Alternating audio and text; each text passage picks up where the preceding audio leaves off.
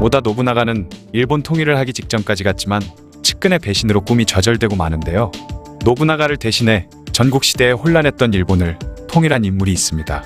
그는 바로 임진왜란을 일으켰던 도요토미 히데요시이죠. 오늘은 이 도요토미 히데요시에 대한 이야기를 해볼까 합니다. 그는 1537년 3월 17일 오와리국의 하급무사인 기노시타 야에몬의 둘째 아들로 태어났죠. 도요토미 히데요시라는 이름은 훗날 지어진 이름이고 처음에는 기노시타 도키치로라는 이름을 사용했었습니다. 하지만 아버지 야에몬이 부상을 입자 무사해서 백성으로 전락해버렸고 그렇게 배고프고 가난한 백성이 되어 힘든 어린 시절을 보냈죠.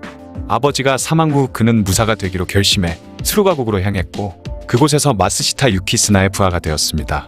하지만 히데요시의 특출난 일솜씨와 말 주변으로 인해 주변 동료들이 시기를 하고 그를 괴롭히자 결국 참지 못하고 다시 고향으로 돌아와 오다 노부나가의 부하가 되기로 결심했죠. 그러던 어느 날 오다 노부나가가 밖으로 나갈 때 히데요시는 옷을 벗은 채로 노부나가의 수레 앞에 누워 있었습니다. 그러자 노부나가의 부하들이 그를 죽이려고 했는데 그를 범상치 않게 본 오다 노부나가가 부하들을 제지하더니 히데요시를 불러 소원을 말하라고 하는 것이었죠. 그러자 히데요시는 가난해서 도저히 살아가기가 힘들다고 하니 이에 노부나가는 그에게 변소지기 일을 시켰습니다. 그런데 그가 어찌나 변소를 깨끗이 청소하는지 냄새가 나거나 티 하나 없었다고 하죠. 또한 히데요시는 겨울에 노부나가의 신발을 품 안에 안고 미리 따뜻하게 데워 놓았다는 설이 있을 정도로 그는 노부나가의 눈에 들어 출세를 하기 위해 안간힘을 다하고 있었다고 합니다. 심지어 노부나가는 히데요시에게 원숭이라고 부르며 그를 천시했음에도 그는 꾸준히 충성을 다했다고 하죠. 그리고 1561년 8월 그는 스기하라 사다토시의 딸 고다이인과 결혼을 했습니다. 이후 히데요시는 꾸준히 노부나가의 신임을 얻은 결과 일반 병사에서 장수로 진급할 수 있었죠. 노부나가는 개인의 역량과 실력을 중시했기 때문에 히데요시는 비록 미천한 신분이었지만 자신의 뛰어난 능력 덕택에 계속 승승장구할 수 있었습니다. 그렇게 그는 1568년 노부나가가 교토에 입성할 때 이미 오다 가문의 중요한 가신이 되어 있었죠. 그리고 주군이던 노부나가가 쇼군 아시카가 요시아키를 교토에서 쫓아내 무로마치 막부를 사실상 멸망시켰을 무렵 그는 성을 하시바로 바꿨습니다. 오다 노부나가는 도쿠가와 이에야스와 손잡고 동쪽의 반대파 세력이던 다케다 가스요리와의 전쟁에서 승리한 다음 이제는 서쪽의 반대파인 모리 가문과의 전쟁이 기다리고 있었죠. 모리 가문이 통치하던 주고쿠 지방을 평정하면 전국 통일을 눈앞에 두게 되는 굉장히 중요한 전쟁이었습니다. 오다 노부나가는 이 중요한 전쟁의 지휘관으로 하시바 히데요시로 정했죠. 그렇게 1577년 10월 히데요시는 주고쿠를 평정하기 위해 출진했습니다. 그리고 그는 중간에 위치해 있던 하리마국과 다지마국도 먼저 공략했고 고즈키성도 차지하는 전공을 세웠죠. 게다가 모리 가문과 연계의 반란을 일으킨 베쇼 나가하루의 반란도 진압하면서 명성을 떨쳤으며 큰 싸움 없이 도토리성을 쉽게 함락시키기까지 했습니다. 그런 다음 히데요시는 다음 공격 목표인 비추 다카마스성으로 출발했죠. 그런데 이 성은 늪지대의 한가운데 있던 성으로 수비에 최적화된 천의 요새였는데요. 비추 다카마스성을 공략하기에 힘에 부치자 히데요시는 노부나가에게 지원군을 요청했습니다. 그러는 동시에 그는 군사인 구로다 요시타카의 책략을 받아들여 한 가지 작전을 세웠죠. 바로 전 병력을 동원해 성을 포위한 다음 성 주변에 둑을 쌓아 강을 막았습니다. 약 12일 만에 높이 8m에 길이가 약 3km에 달하는 엄청난 크기의 제방을 완성했죠. 바로 저지대에 위치한 다카마스성을 수몰시키기 위해 제방을 쌓았던 것입니다. 이후 제방이 완성되고 장마철이 되자 순식간에 성은 물에 잠기게 된 것이죠. 그렇게 히데요시는 그곳에서 압승을 거두게 됩니다.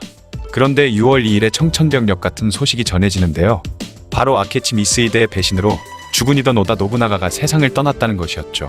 그 소식을 듣자마자 재빨리 회군을 하기 시작한 히데요시는 불과 11일 만에 돌아올 수 있었고 모리 가문과 전쟁 중인 히데요시가 이렇게 빨리 돌아올 것이라고는 꿈에도 생각 못한 아케치 미스히데는 그에 대한 대비를 전혀 하지 못하고 있었습니다.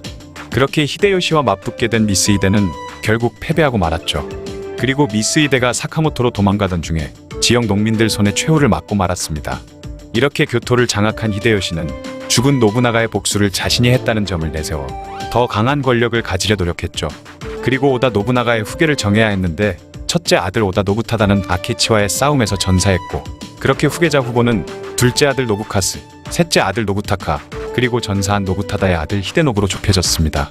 이 중에 도요토미는 고작 3살밖에 되지 않는 히데노부를 밀기 시작했죠. 아이가 어릴수록 자기 마음대로 휘두를 수 있기 때문에서였습니다. 하지만 당연히 삼남 노부타카는 이 결정에 노골적으로 불만을 표출했는데 자신을 지지하던 시바타 가스이에와 손을 잡고 반기를 들었지만 결국 실패했으며 가스이에와 노부타카는 할복으로 생을 마감했죠. 그리고 둘째 아들 오다 노부카스는 교토에서 내쫓아 버렸습니다. 하지만 1584년 노부카스는 도쿠가와 이에야스와 손잡고 히데요시에 저항했는데요. 그렇게 히데노부를 지지하는 히데요시와 노부카스를 등에 업은 이에야스로 진영이 나뉘게 되었고 결국 오와리의 북부지방에서 전투가 치러졌죠.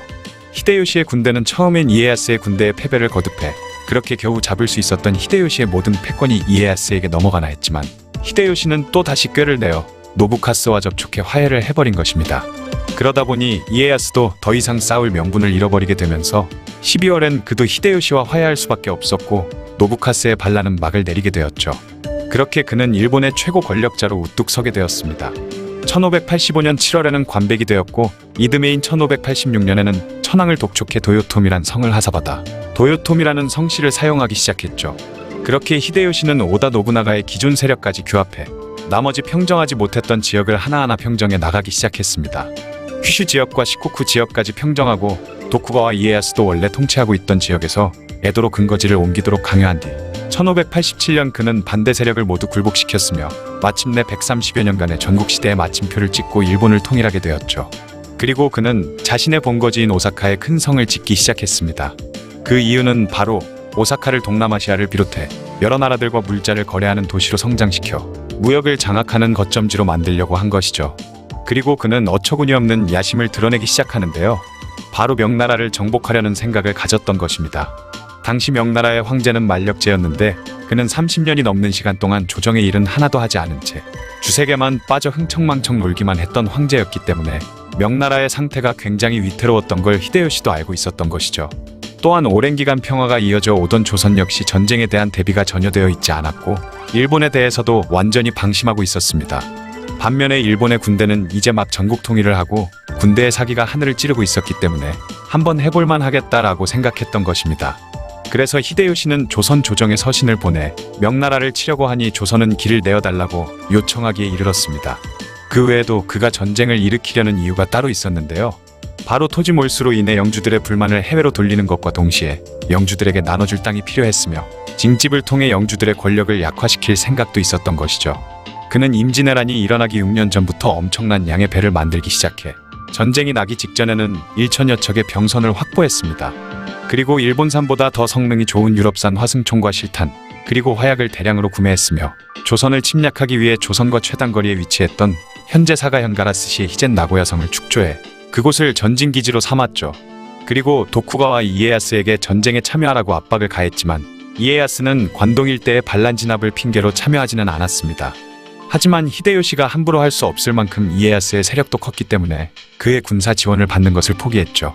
모든 준비가 끝나고 나서 1592년 5월 23일 20만 명이 넘는 병력을 이끌고 부산포를 공격하였고 한양과 평양까지 파죽지세로 몰아붙였습니다. 그리고 일본이 빠르게 승기를 잡을 수 있었던 이유는 바로 화승총의 위력 덕분이었는데요. 임진왜란이 발발하기 3년 전에 조선에도 화승총이 들어왔었지만 당시 조선은 장기간 지속된 평화 속에 전쟁이나 화승총, 신무기 등에 무관심했던 것이죠. 그러다 보니 임진왜란 초기에는 화승총에 대한 정보조차 부족했고 그렇게 속절없이 당할 수밖에 없었습니다. 하지만 얼마 안가 이순신 장군이 이끄는 강력한 조선 수군이 바다에서 연승을 거두기 시작했고 조선이 제해권을 장악하면서 전세가 뒤집히기 시작했죠. 일본은 수로를 통한 보급로가 막혀 빠른 조선 정복을 실패하고 말았고 심지어 명나라가 10만의 지원군까지 보내죠. 이제 일본군은 후퇴를 거듭하게 되면서 전쟁도 교착 상태에 빠졌습니다. 전쟁이 길어지면서 병사와 물자를 내줬던 영주들의 불만이 커지기 시작했고 히데요시의 건강도 급격히 악화되기 시작했죠. 그러자 일본에서도 강화조약을 맺고 전쟁을 마무리 짓고 싶어 했습니다. 하지만 일본과 명나라의 입장 차이가 좁혀지지 않았고 결국 히데요시는 1597년 협상 결렬을 알리며 조선에 2차로 병력을 출진시키면서 정유재란이 발발했죠. 하지만 임진왜란 때와는 전혀 다르게 일본은 고전을 면치 못했습니다. 오히려 국력만 소모하는 결과를 낳게 되었죠. 그리고 히데요시 자신의 신상에도 문제가 생겼는데요. 히데요시는 과거에 낳았던 아들 스루마스가 일찍 요절해 버린 이후 친자식을 갖는 것에 기대를 전혀 하지 않았었기 때문에 조카인 히데스구를 정식 후계자로 삼았고 도요토미 가문을 물려준 상황이었습니다. 그런데 1594년 8월에 측실인 요도도노가 자신의 친아들 히데요리를 낳았던 것이죠. 이로 인해 히데스구와의 사이에 갈등이 생겨나고 말았고 결국 1595년 7월 히데요시는 히데스구를 모반죄로 몰아 스스로 목숨을 끊도록 했습니다. 하지만 이 일은 결국 훗날 도요토미 정권의 수명을 단축시키는 결과를 낳고 말았죠. 어쨌든 1598년 어렵게 전쟁을 이어가던 일본군은 갑자기 철수하기 시작했습니다. 도요토미 히데요시가 정유재란 중 후시미성에서 갑자기 세상을 뜨고 만 것이죠. 그의 갑작스런 죽음에 대해 여러 이야기들이 있지만 아직까지 그의 사망 이유에 대해 아무것도 밝혀지지 않았다고 합니다. 그렇게 7년에 걸친 전쟁이 막을 내리게 되었죠. 히데요시가 죽기 전 최고 직책의 부하들에게 아들 히데요리를 부탁한다고 유언을 남겼는데 그 자리에 있었던 인물 중 한 명이 도쿠가와 이에야스였습니다. 이에야스 역시 히데요리를 지키겠다 약속했지만 도쿠가와 이에야스는 일본 제패에 대한 야망을 드러내기 시작했죠. 미천한 신분에서 일본을 통일하기까지 한 대단한 인물이지만 임진왜란과 정유재란을 일으킨 히데의 악당이자 원수 도요토미 히데요시에 대한 이야기였습니다. 세계 역사상 많은 나라에는 손꼽히는 악녀들이 많았습니다. 예를 들면 중국의 3대 악녀로는 여태후와 서태후 그리고 측천무후가 있고 조선의 3대 악녀로는 장록수, 정난정 그리고 장희빈이 있죠. 하지만 세월이 지나 인물들에 대해 재평가가 이루어지기도 하면서 기존의 사람이 빠지고 다른 사람이 들어가기도 합니다. 일본에도 3대 악녀가 있는데요.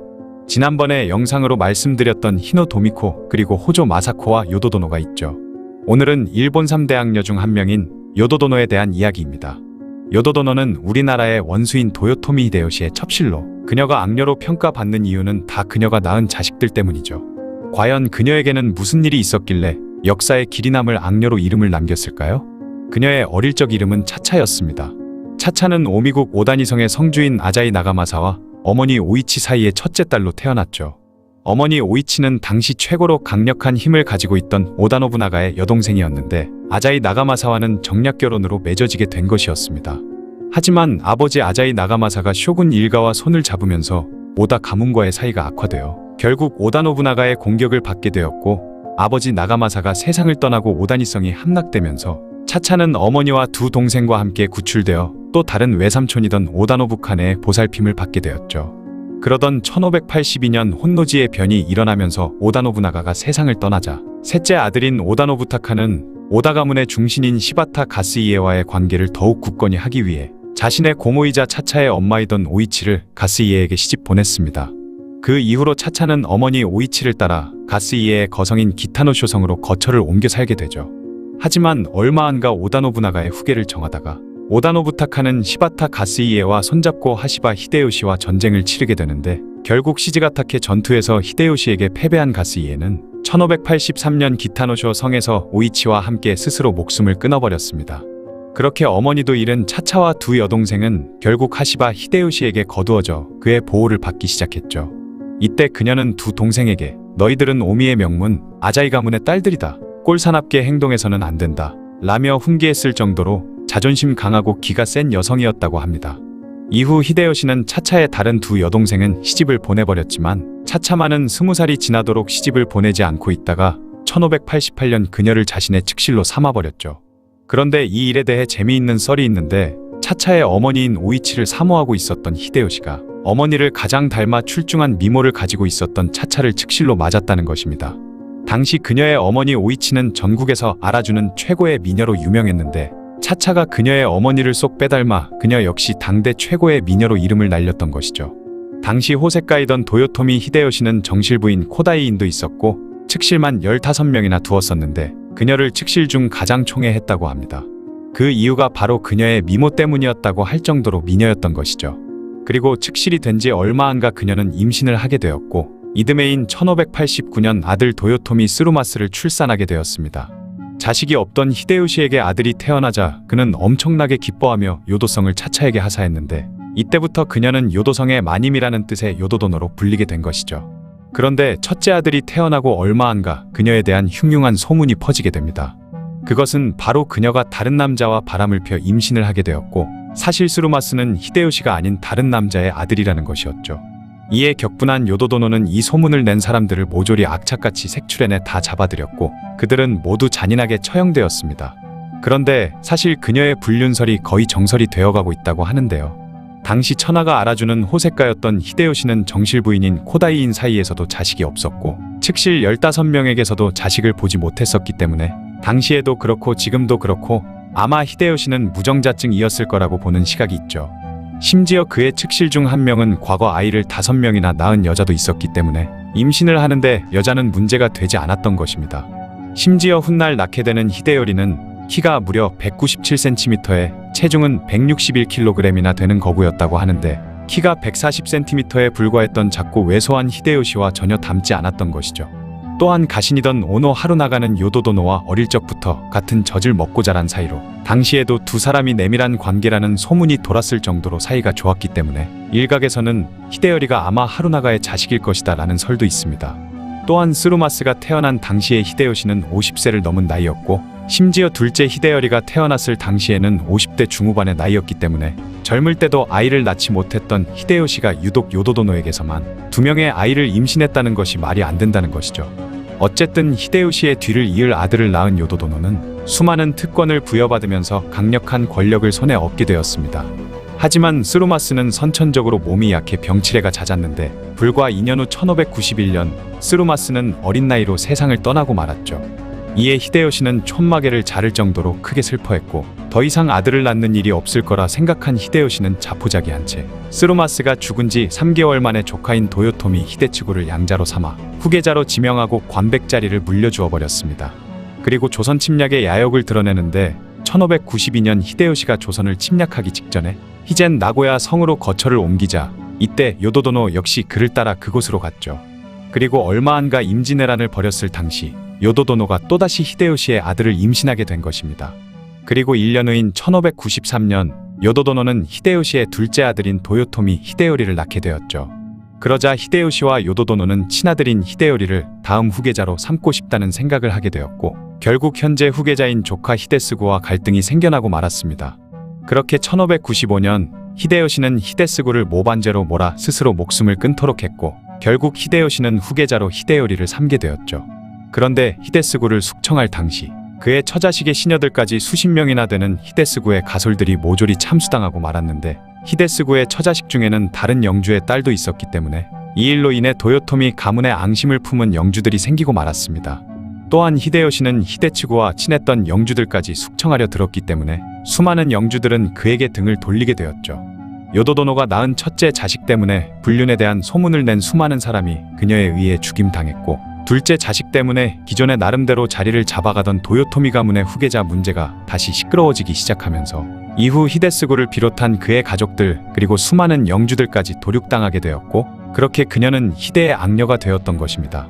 어쨌든 다음 최고 권력자가 될 히데요리를 낳은 요도도노의 권세는 정실부인이던 코다이인에 뒤지지 않을 정도가 되었죠.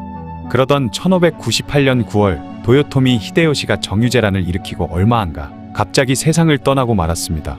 그 이후 그녀는 아들 히데요리를 데리고 난공불락의 성인 오사카 성으로 거주지를 옮겼고 요도도노는 히데요리의 후견인으로서 정치와 인사 등에 개입하며 사실상 오사카 성의 수장이 되었죠.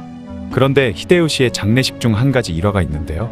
히데요시의 정실부인이던 코다이인이 자신의 머리카락을 잘라 히데요시의 관에 넣자 그 모습을 보던 요도도노는 질 수 없다는 마음에 히데요리가 손을 씻은 물을 히데요시의 관 안에 넣었다고 합니다. 이에 코다이인은 아직 살 날도 많고 앞날이 창창한 히데요리와 관련된 것을 관 속에 넣다니 불길하다는 말을 했다고 하죠. 어쨌든 히데요리는 아버지의 뒤를 이었지만 아직 6살밖에 되지 않았던 탓에 가신들을 관리하지 못했고 영주들을 비롯한 신하들과 점점 갈등이 생기기 시작했습니다. 그리고 히데요시가 죽고 나서 가장 강력한 영주가 된 도쿠가와 이에야스가 영향력을 행사하기 시작하고 도요토미 가문과 사이가 나빠진 영주들을 포섭하는 등 야심을 드러내기 시작했죠. 이에 친도요토미파였던 이시다 미스나리는 도쿠가와 이에야스의 야망을 막기 위해 반 이에야스 세력을 규합한 뒤 군대를 일으켜 세키가하라에서 이에야스와 정면으로 맞붙게 되었습니다. 요도도노는 대놓고 이 전투에 참여하지는 않았지만 내심 이시다 미스나리가 이기기를 바라고 있었는데요. 하지만 결국 이시다 미스나리의 패배로 세키가하라 전투가 막을 내렸고 그렇게 도쿠가와 이에야스는 어린 히데요리를 제치고 전국의 주도권을 쥐게 되죠. 그렇게 히데요리와 요도도노가 이끌던 도요토미 가문의 힘은 과거에 비해 현저히 약화되어 버렸습니다. 히데요시는 전국에 분포되어 있던 수많은 지칼시에 대한 통제권을 잃어버리게 되었으며 고작 세스, 가와치, 이즈미 3개국 65만 석을 지배하는 다이묘로 전락해버렸죠. 하지만 도요토미 가문은 조정의 관이로는 도쿠가와 가문에 필적했으며 히데요시에게 큰 은혜를 입은 다이묘들이 아직 건재했기 때문에 이에야스도 아무런 명분 없이 히데요리를 쳐낼 수는 없었습니다. 하지만 요도도노는 계속 도쿠가와 가문의 세력이 커져가는 것에 대해 두려운 마음을 갖고 있었죠. 그렇게 도요토미 조정의 의견이 이에야스와 화친을 맺어야 한다와 싸워야 한다로 나뉘어져 치열하게 논쟁을 벌이게 되었습니다. 그러던 1614년 호코지 대불전이 완성되었는데 여기서 큰 사건이 발생하고 말았죠. 호코지 대불전은 과거 요도도노가 도요토미가의 부흥을 위해 각종 신사와 사찰들을 새로 짓거나 보수를 했었는데 그중 한 곳이 바로 호코지였던 것입니다. 호코지 대불전이 완성되고 곧이어 범종도 완성이 되었는데요. 그런데 범종에 새겨진 글귀 중 국가안강 군심풍락이라는 구절을 보고 이에야스 측에서 화내며 난리를 쳐버렸던 것이죠. 범종에 새겨진 글귀 중 국가안강은 이에야스의 이름을 산산조각내어 그를 저주하는 것으로 해석하고 군심풍락에서 도요토미가의 이름을 거꾸로 넣은 것은 도요토미가의 부흥을 기원하는 뜻이 담겨있다라는 말도 안 되는 트집을 잡기 시작했던 것입니다. 이에 요도도노는 화친파였던 가타기리 카츠모토를 비롯해 여러 사람을 도쿠가와 이에야스에게 보내 해명도 하고 그를 달래보려 했지만 오히려 이에야스는 요도도노를 인질로 보내던지 아니면 히데요리가 오사카 성에서 나와 다른 곳으로 거처를 옮길 것을 강요하기 시작했죠. 이 요구를 받아들일 수 없었던 요도도노는 이에야스와 화평을 주장하며 중개 역할을 맡은 가타기리 가스모토와 다른 신하들을 추방해버렸고 이에야스와 한판 붙자고 주장하던 오노 하루나가를 중용하면서 결국 이에야스와의 타협할 가능성은 없어지고 말았습니다. 그렇게 1614년 겨울이 되자 도쿠가와 이에야스는 병력을 일으켜 오사카성을 포위하면서 전쟁이 일어나게 되었죠. 요도도노는 전장으로 나가 병사들을 독려하긴 했지만 정작 총대장인 히데요리를 데리고 나오지 않자 오히려 병사들의 비판만 받게 되었고 오사카 성내에서 이에야스의 공격에 맞서 고군분투했지만 히데요시를 따르던 다른 영주들이 아무런 도움도 주지 못했기에 결국 그녀는 이에야스에게 화해를 요청하게 됩니다. 그렇게 몇 달 동안 평화가 찾아오게 되었지만 이듬해인 1615년이 되자 다시 오사카성을 공격한 이에야스는 결국 오사카성을 함락시켰고 요도도노는 아들 히데요리와 함께 할복하면서 비참한 최후를 맞게 되었죠. 그런데 이후 요도도노가 살아있다는 소문이 돌기 시작했는데요. 요도도노가 실제로 할복하는 장면을 목격한 사람이 없었고 카이샤쿠를 모리 카츠나가가 맡았다고 했지만 그녀의 시신이 발견되지 않았던 것입니다. 그래서 어떤 사람들은 요도도노가 히데요리를 데리고 다른 곳으로 도망가서 조용히 살았다는 주장을 했던 것이죠.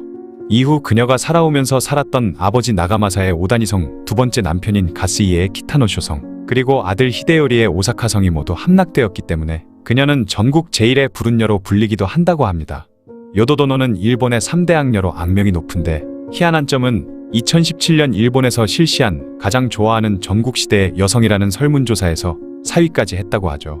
중국에 비하면 그다지 무서운 악녀로 보이지는 않지만 참 파란만장한 삶을 살았던 여자이긴 한 것 같네요. 지금까지 요도도노에 대한 이야기였습니다. 오늘은 최고 권력자의 아들로 태어나 누구나 부러워하는 삶을 살게 될 줄 알았지만 젊은 나이에 비참한 최후를 맞게 된 도요토미 히데요시의 아들 도요토미 히데요리에 대해 알아보는 시간을 가져보겠습니다. 도요토미 히데요시는 53세라는 늦은 나이에 얻은 늦둥이 장남 도요토미 츠루마츠가 3살이라는 어린 나이에 병으로 세상을 떠나자 크게 상심했고 너무나도 어렵게 얻은 자식을 잃은 만큼 이제 다시는 자식을 볼 수 없다고 생각하면서 자신의 피를 이은 후계자를 거의 포기한 분위기였다고 하죠. 때문에 57세라는 매우 늦은 나이에 간신히 얻은 히데요리는 그에게 정말 귀하디귀한 아들이었을 것으로 짐작됩니다. 늙음하게 겨우 얻은 큰아들인 도요토미 츠루마츠가 어린 나이에 병으로 요절한 후 히데요시는 더 이상 자식을 낳을 수 없다고 생각했는지 누나 니슈의 아들인 조카 도요토미 히데츠구를 후계자로 지명했기 때문에 이후 작은 아들인 히데요리가 태어났을 당시에는 이미 히데츠구가 히데요시의 관백 자리를 이어받고 있었으므로 논란이 생겼다고 하는데요. 하지만 막상 자신의 피를 물려받은 아들이 태어나자 마음이 바뀐 히데요시는 1595년 7월 히데츠구로부터 관백 직책을 박탈하고 그를 할복시킨 뒤 그의 일가족 또한 모조리 숙청해버렸습니다. 그리고 다수의 다이묘들에게 히데요리에게 충성을 다짐하는 혈판서약서를 쓸 것을 강요했다고 하죠. 1596년 9월 히데요리가 성인식을 치르자 히데요시는 그때까지 독재에 가까웠던 자신의 정권체제를 수정한 고다이로 고부교 제도를 도입해서 히데요리를 보좌하는 새로운 체제를 수립하는 등 늦둥이 아들의 후계자 자리를 확고하게 만들기 위한 노력을 아끼지 않았습니다. 하지만 히데요리가 겨우 5살이었던 1598년 9월에 히데요시가 갑작스럽게 사망하게 되죠. 도요토미 히데요시가 죽은 원인은 정확히 알 수 없지만 대략 몇 가지 설이 있는데 매독설, 위암설, 독살설 등이 있습니다. 또 다른 설로는 호랑이 기생충설이 있는데요. 1592년 일본군이 조선에서 큰 호랑이 한 마리를 잡아 히데요시에게 진상했는데 히데요시가 매우 기뻐하며 덴노에게 가져가 자랑할 정도였다고 합니다. 그러자 일본군 장수들이 경쟁을 하듯이 조선의 호랑이를 잡아 히데요시에게 진상하기 시작했으며 히데요시는 몸보신을 위해 호랑이의 고기나 장기를 생으로도 먹었는데 이로 인해 기생충 감염을 겪었을 것이라는 설이죠.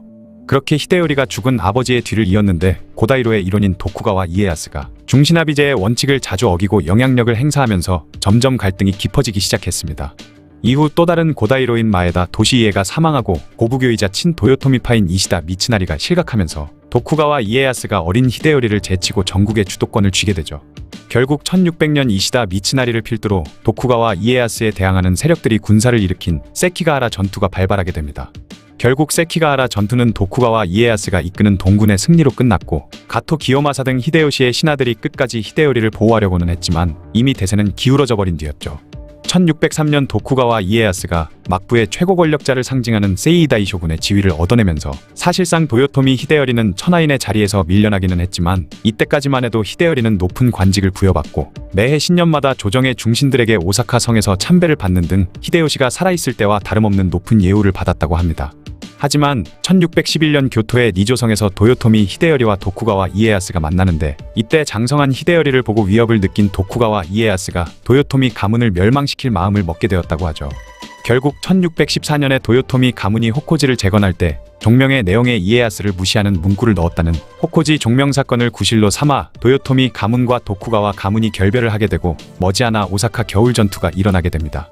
이때 히데요리는 후쿠시마 마사노리, 가토 요시아키라 등 도요토미 가문의 아래에서 싸우며 은혜를 입은 적이 있었던 다이묘들을 중심으로 경문을 날렸지만 도요토미 측에 가담하는 다이묘는 거의 없었다고 하는데요. 그나마 세키가하라 전투 당시 다이묘의 지위를 상실한 다이묘들과 그들의 가신들이나 친족이었던 사나다 노부시게, 초소카베 모리치카, 모리카츠나가, 아카시 타케노리 등과 그 외에도 이름을 날리고자 했던 고토 모토츠구 등의 낭인들이 도요토미의 경문에 호응해서 오사카 성으로 왔다고 합니다. 하지만 이들 낭인들은 의욕은 매우 앞섰지만 오합지졸로 통제가 어려웠고 자기들끼리 서로 대립하며 갈등을 일으키기까지 했죠. 전쟁 초반 기스가와구치 전투, 바쿠로구치 전투 등에서 도쿠가와군에게 연패한 도요토미군은 노다 후쿠시마 수상 전투, 이마후쿠 전투, 시기노 전투 등에서도 패배하며 결국 남은 주변 성체를 모두 버리고 오사카 본성으로 철수하게 됩니다. 그런데 오사카 본성에서의 전투에서는 도쿠가와군이 도요토미 측 낭인들의 활약으로 인해 성내로 진입하는 것을 저지당하는 등 곤란을 겪었고 특히 사나다마루 전투에서는 도쿠가와 측이 큰 손해를 입게 되죠. 그러자 도쿠가와군은 아예 전술을 바꿔서 심리적인 압박감을 줄 의도로 밤낮을 가리지 않고 오사카 성에 포격을 가했다고 합니다. 결국 도요토미 측과 도쿠가와 측 양쪽의 식량과 탄약이 떨어지면서 이에야스는 히데요리 측의 화친을 제의하게 되는데요. 히데요리는 화친에 반대했지만 어머니인 요도도노 등의 설득으로 결국 오사카 성의 해자를 메운다는 조건으로 화의를 받아들이게 되죠. 그런데 화의가 맺어진 후 도쿠가와 측은 도요토미 측이 스스로 조건을 이행하는 것을 기다리지 않고 자신들이 직접 해자를 메워버린 후 성곽의 일부까지 파괴해버렸습니다. 이에 도요토미 측이 크게 항의했지만 도쿠가와 측은 이를 무시한 채 오히려 낭인들을 모조리 추방하고 영지의 일부를 교환할 것을 도요토미 측에 요구했죠. 결국 1615년 도요토미 측이 도쿠가와 측의 요구를 모두 거부하고 해자를 도로 파내버리면서 이에야스는 전쟁의 재개를 선포했고 그렇게 오사카 여름전투가 다시 일어나게 됩니다. 전투가 시작되자 도요토미 측은 오사카 쪽으로 북상하고 있던 도쿠가와의 대군을 적은 수의 군대로 맞상대하기 위해 좁은 지역인 야오로 진군을 하게 되죠. 이후 야오와 와카의 도묘지에서의 전투에서 조소카베 모리치카가 이끄는 도요토미군이 도도 다카토라가 이끄는 도쿠가와군을 괴멸시키는 데 성공했지만 주요 장수인 키무라 시게나리, 고토 모토츠구 등이 이 전투에서 모두 전사하면서 도요토미군 또한 큰 타격을 입었습니다. 또한 기슈에서의 가시이 전투에서 도요토미군이 도쿠가와군에게 패퇴하고 반나오유키 등이 전사하면서 도요토미군은 후퇴하여 오사카 성으로 물러나게 되죠. 잇따른 패전으로 전력을 잃고 쇠약해진 도요토미 측은 도쿠가와의 수장인 이에야스, 히데타다가 오사카에 포진한 때를 노려 최종 결전을 다짐하게 됩니다. 이때 사나다 노부시게가 도요토미군의 사기를 높이기 위해 총대장인 히데요리가 직접 전선에 나와 군사들을 독려할 것을 히데요리에게 호소했지만 히데요리의 어머니인 요도도노가 전장이 아들에게 좋지 않은 영향을 미칠 것을 염려해 강력하게 반대를 하면서 결국 무산되었다고 하죠. 그러면서 정장 요도도노 본인은 자주 전선을 들락날락했다고 하네요. 같은 해 5월 7일 도요토미 측의 모리 가츠나가 부대가 도쿠가와 측의 혼다 타다노부 부대를 사격한 것을 시작으로 오사카 전투의 마지막 전투인 덴노지, 오카야마 전투가 벌어졌습니다. 덴노지 방면에 있었던 사나다 노부시게, 모리 가스나가의 군은 차례차례 도쿠가와 측의 진영을 무너뜨리면서 한때 이에야스가 자결을 각오해야 할 만큼 도쿠가와군을 궁지에 몰아넣은 적도 있었죠. 특히 사나다 노부시게는 적과 아군 양쪽에서 일본 제1의 용사로 칭송받았을 만큼 여러 차례 위협적인 돌진을 감행하며 뛰어난 전투 능력을 보여줬습니다. 하지만 결국 이에야스를 치는 데까지는 성공하지 못한 노부시게는 퇴각하던 도중 힘이 다해서 전사했고 다른 도요토미군도 모두 무너지게 되죠. 결국 더 이상 의지할 곳이 없어진 히데요리는 어머니인 요도도노와 함께 자결하면서 23살의 젊은 나이로 세상을 떠나게 됩니다.